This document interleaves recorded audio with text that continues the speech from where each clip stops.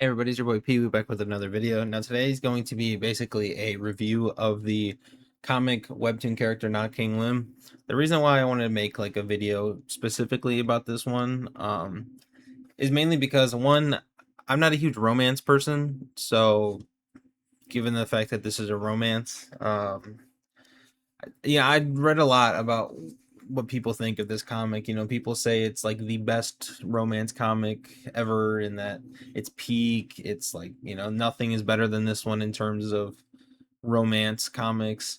But there was also people who were saying like they specifically search for this comic on websites to see, if the website's good, it'll have it, and if the website's a great website, then it'll have the Stonescape translation, right? Like people literally use this comic as like a determinator of whether or not a website is good. And like there's just so many like die hard full blown like people that are like obsessed with this comic that I basically, despite not liking romance comics, not that I don't like romance comics, but a good majority of romance comics I'm not the biggest fan of. But despite all that, I pushed all of that to the side. I went in this with an open mind because I was like, you know what? Everywhere I read about this comic, I looked at comment sections on different websites, the Reddits, like all over the place. I did my research on this comic, and it is widely considered one of, if not the best, romance comics. And it just, I decided to give it a shot. I do want to say my honest opinion of this comic is that it is really good. Um, but the beginning is so bad. And it's not bad as in terms of like storytelling. It's bad in like it's very slow in the beginning, but once it starts picking up, then it starts getting really good. But basically, if you don't know what this comic is, or if you've just been putting it off for years like I have, it is a romance harem comic. I know people don't like harems, however, the majority of the story isn't kind like a romance harem because he doesn't really admit his feelings towards all these girls until like 150 chapters, and there's only 172. So for the good vast majority of it, it is like kind of harem romance, but the romance part doesn't kick in till like mainly the last part in terms of him actually admitting his feelings. But what happens is our main character here is Non Kalim. I'm not going to show a lot of like um panels from the actual story because my videos, I've already had to deal with copyright issues on this channel. So I'm just going to try to be as minuscule as possible. But our main character is not King Lim. Basically, at the start, he's complaining about the protagonist of a webtoon. And, as we all do, about how he's like a beta, so dense and all this stuff, how like he thinks he could do better, right? Um, so what happens is basically he goes to school and somehow the main character of that webtoon appears in front of him at school.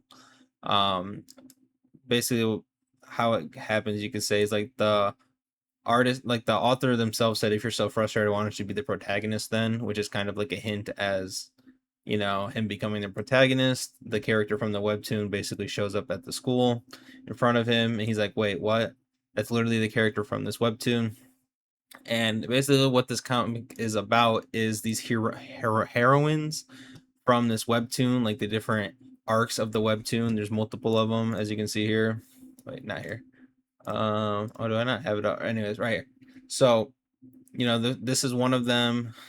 This is like the last chapter telling you everything that happened. This is another like sub heroine. Um, let's see, this is another one. Like basically, the ending of this comic is the harem aspect of like he basically marries all of them, and they all like get together and live together somewhat, right? They all have their own careers. He owns a cafe at the end, but basically, this comic is about him becoming the protagonist of this webtoon and basically helping these girls out in their certain circumstances. Basically, in the webtoon, each of these heroines go through like some sort of like um, conflict, and basically he tries to prevent any of those conflicts from happening. When they happen, he helps them solve the conflict. They all end up falling in love with him.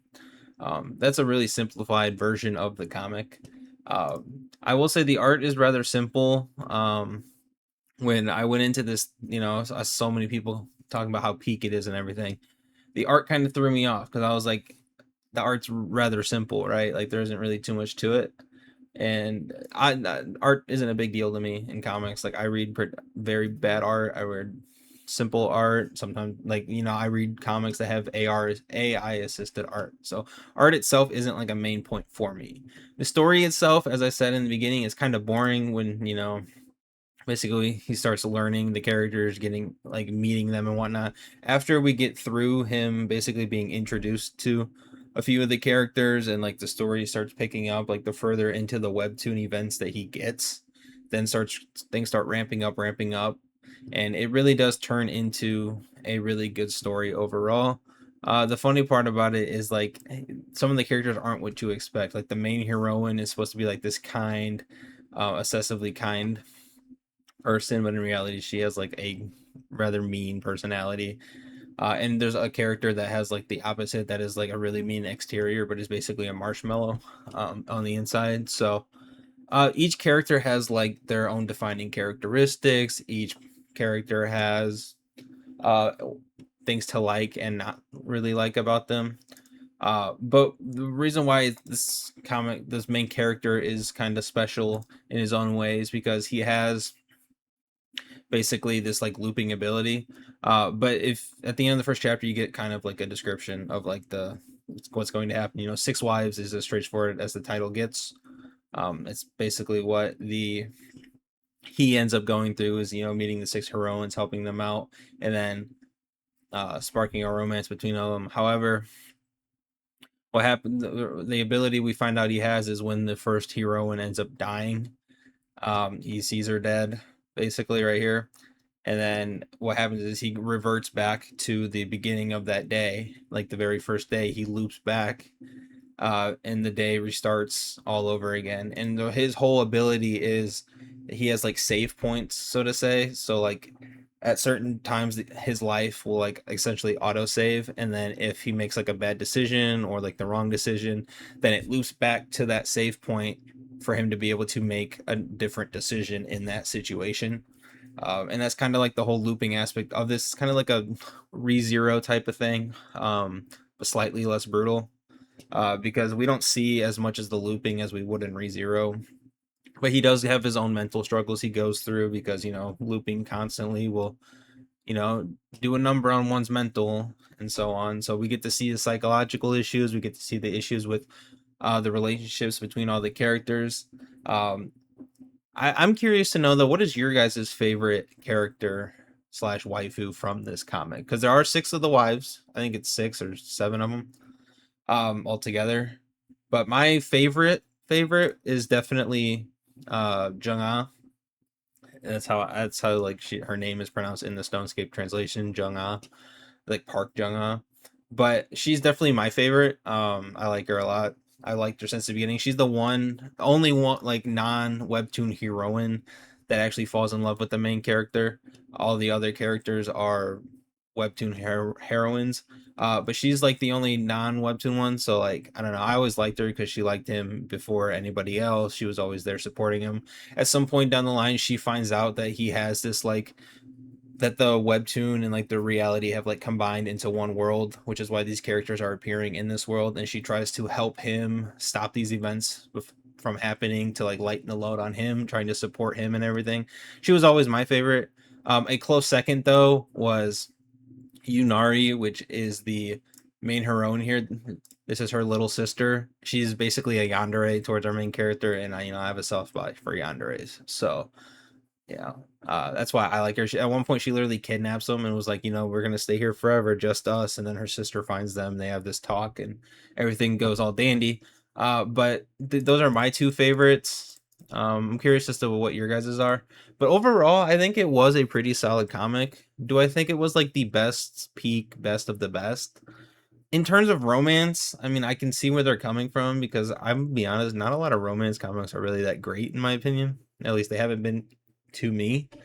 But this one was a fairly good story, and I really did enjoy it. I am happy that he ended up marrying all of them rather than like picking one and breaking the hearts of the others. So I do like the harem ending in that aspect. Overall, I think it is a very good read. I think you should read it if you haven't. Uh, I did, like I said, I struggled to get into it in the beginning, so if you know you're starting it out and you're like, oh my god, this is boring, this sucks, I'm only on chapter 20, and like I'm like forcing myself to read it. I've been there. Just keep on pushing through because it really does get really good, and it is really worth pushing through and reading it. That's basically all I wanted to talk about today. If you guys leave a like, leave a sub. I'll see you guys in the next one. Peace. Oh yeah, by the way, once again, I'm sorry for no video on Thursday. I just got power back not too long ago, so yeah. But yeah, that'll be it. Peace.